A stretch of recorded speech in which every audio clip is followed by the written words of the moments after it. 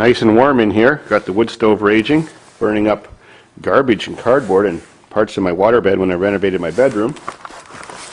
So now the track has gone bad on my sled. I'll show you what I mean. I always drive them till they rip off. See the great big chunk coming out of it? Well, you'll see the rest of it when I get it off. And there's the new one, $400 plus tax. So first thing we're up to do a track job is take off the chain cover.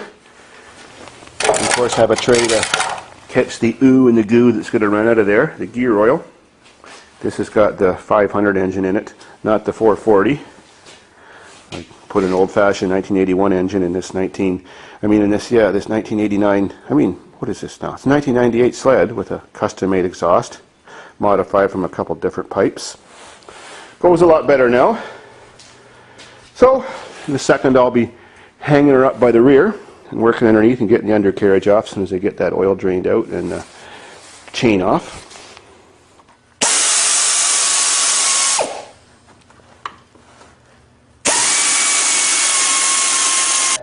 Ooh, good thing I took a look in there.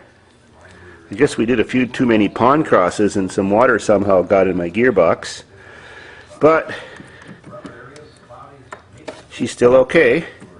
Might have to retension it just a little bit. So we're all set then, no problem. And it's dripping in the bucket.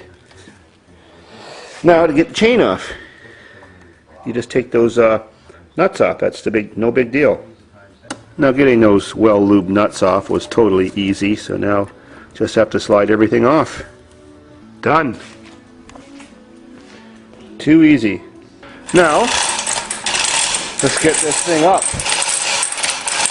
Well, now you can get a better view of how badly wrecked that track is. Now to undo that bolt, and I guess that bolt, and that one there. Those little top rollers, then the whole thing, the whole carriage will drop down.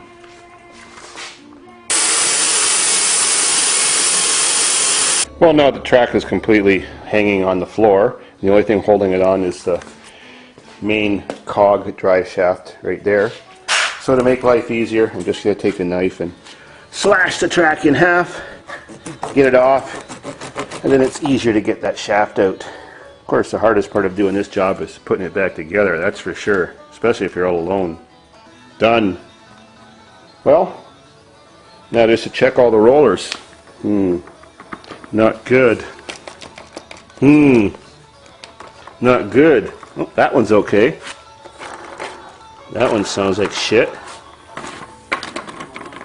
Not good. Not good. Well, that one's okay. That's okay. Looks like I gotta buy a bunch of bogey wheels. Now, of course, you always gotta check for cracks in the welds, and ooh, there's one right there. And of course, you can just take your handy dandy welder and fix them all up before you put it back together. Ooh, there's another problem. Look at that gap worn in the aluminum. Oh well.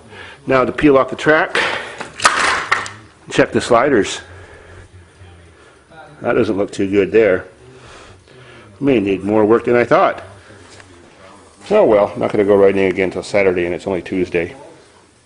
Well, after a trip to the snowmobile shop, I've got some bearings and a roller and a shaft that I needed. So I've got to do some replacements. And also the new sliders. The old ones are so bad, so I just removed the retaining screw and started tapping it back with a hammer and slip it right off and tap the new one right back on and put the retaining screw back in. We're all set. Then to change a couple rollers and replace some bearings and a bunch of other bogey wheels. Now just slip the new one on and then trim it to length at the end. Of course, when you want to put your new track back on, you have to untension the track tensioner bolts so that the track can easily slip on without having to pry it over those wheels I just pulled off. So I'll pull them back quite a bit. Now to pop out those snap rings, the handy dandy pliers, And tap in some new bearings. Just remember, never hit them there. You always hit them around the outside when you knock them back in. If you hit them there, it'll wreck them. Now there's the old bearings. They've all been changed now. Sliders have been trimmed. Now to use the grease gun and get all the nipples and that, so we can get it all lubed up before we slip the track on and put the carriage back in. Well, now it's time to get that thing up in there on those drive cogs. We've got to get that shaft out. So remove the 2 bolts that hold the brake caliper on. Remove the 2 nuts that hold this unit to the body. And then there's 3 more bolts that hold it down there where the bearing goes through. Get all those off, and we've got to lift this off, slip this cover over, and pull the shaft out so we can shove it through there. Well, 3 bolts there, 2 for the caliper, 2 there. It just slip right off by hand. Feel the bearings that they're not loose and noisy. These ones are okay. Gotta check the bearing on the other side, then get this shaft out. Now I've unbolted the bearing mount on the opposite side, the jack shaft area. There's the speedometer drive. Now I should be able to pull the shaft through, I hope. Shaft is through the middle, cogs are all on their teeth. Got the bearing greased on the opposite side. This is a directional track, so I saw the little arrow, so it points to go that way. Now the tricky part, which I can't film. I just got to crawl underneath there and slip it up into the hole, those shafts. Now that the track is hanging on by one end, I've got the nuts that hold that bearing plate on just finger tight. I'll put them halfway tight or a little bit more with the air gun so that the shaft will still wobble around a little bit, so I can line it up and shove it through when I put that chain cover back on the other side. I've made sure all the cogs are in their grooves. Now to slip that sucker on.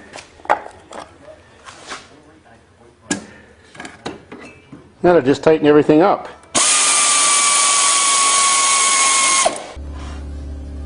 Now to just slip the caliper back on, and hopefully nobody squeezed it, or else that would be pushed together, and bolt it on. Now to slip this back on, you may have to loosen the tensioner off a little bit and put the spacers back on correctly, and then the nuts and bolts and everything. Now when you're putting this thing back in, gravity is not your friend, so you can't sort of lift it up there by yourself and slip it under when you're hanging your sled like that. So what I'm going to do is take it off, put it on the ground, flip it over on its side, and then slide that thing in. It'll be a lot easier to work with.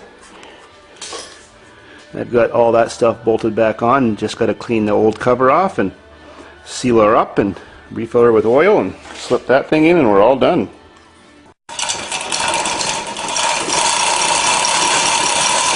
Oh, that's working well. Cool. Oops, good enough. Well, that's going to make things a lot easier. Now just pick her up, slip her in there, get the front 2 on first, and then work your way back.